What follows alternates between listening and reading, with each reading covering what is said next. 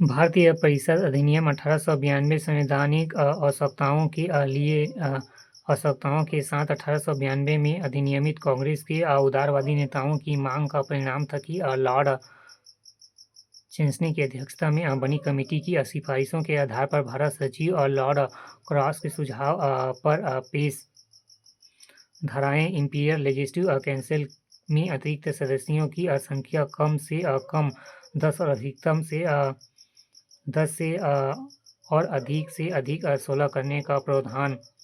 प्रांतीय विधायिकाओं में अतिरिक्त सदस्यों की संख्या 8 से 20 रखी गई। बहुमत सरकारी सदस्यों का ही था। एक्ट ने परिषदों को बजट पर चर्चा करने का अधिकार दिया, किंतु मतदान का अधिकार नहीं। सामूहिक रूप से कुछ काट छाट कर अधिकार प्रदत्त परिषद को अन्य जनहित के विषयों पर गवर्नर जनरल से 6 दिन की पूर्व सूचना पर प्रश्न पूछने का अधिकार। गवर्नर जनरल प्रश्नों को अस्वीकृति या अस्वीकृत कर सकता था। गैर सरकारी सदस्य या कुल सदस्यों का 2/5 ही नियुक्त सिद्धांत अप्रत्यक्ष निर्वाचन से होती थी। ये सदस्य स्थानीय निकायों एवं यूनिवर्सिटी स्नातकों चैम्बर ऑफ कॉमर्स द्वारा निर्वाचित होते थे, जिनका वायसराय द्वारा मनोनीत किया जाना था। यदि ऐसे सदस्यों के लिए मनोनीत शब्द का भी इस्तेमाल किया गया था। राष्ट्रवादी 1892 के कानून से पूरी तरह असंतुष्ट थे। उन्होंने इस एक्ट को धोखा बताया। उन्होंने परिषदों में भारतीय सदस्यों की संख्या बढ़ाने तथा उन्हें अधिकार दिए जाने की मांग की। खास तौर पर उन्होंने सार्वजनिक धन पर भारतीयों के नियंत्रण की मांग की तथा अमेरिकी स्वतंत्रता संग्राम के दौरान लगाया नारा बुलंद किया, प्रतिनिधित्व नहीं तो कर नहीं हो। मदन मोहन मालवीय इस अधिनियम से भारतीयों को उनके देश की शासन व्यवस्था में कोई वास्तविक अधिकार प्राप्त नहीं हुए।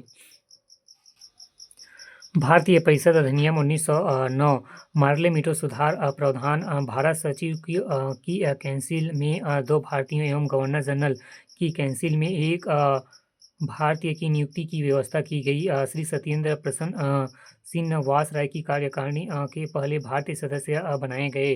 केंद्रीय विधायिका का विस्तार। इंपीरियल लेजिस्लेटिव काउंसिल में 9 कार्यकारिणी एवं 600 अतिरिक्त सदस्यों को मिलाकर कुल संख्या 69 कर दी गई, जिसमें 37 सरकारी थे। निर्वाचित में से 13 का निर्वाचन साधारण निर्वाचन मंडल से, 2 का निर्वाचन चैम्बर ऑफ कॉमर्स के द्वारा तथा 12 विशेष वर्ग से, जिसमें 6 पृथक मुस्लिम निर्वाचन द्वारा एवं 6 जमींदारों द्वारा चुने जाते थे।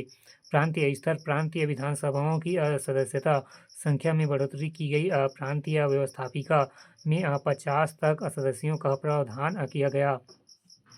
विधानसभा के कार्यों में वृद्धि। बजट पर बहस करने के विस्तृत नियम बनाए गए। सदस्यों को सुझाव देने एवं प्रस्ताव देने पर पूरक प्रश्न का भी अधिकार मिला, लेकिन मुख्य मुद्दे सेना विदेश नीति रजवाड़े के संबंध के मामले पर बहस एवं विचार की अनुमति नहीं।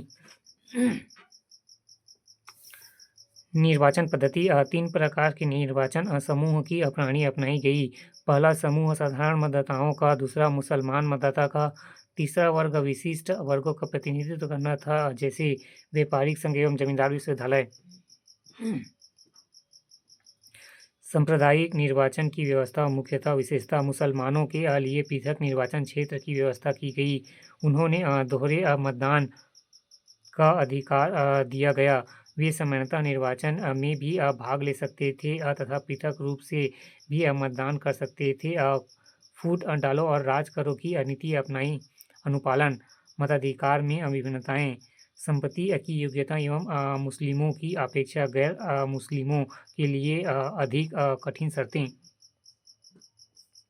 आलोचना। इन सुधारों में ब्रिटिश शासक के लोकतंत्र विरोधी और विदेशी चरित्र में या देश के आर्थिक शोषण में कोई परिवर्तन नहीं आया।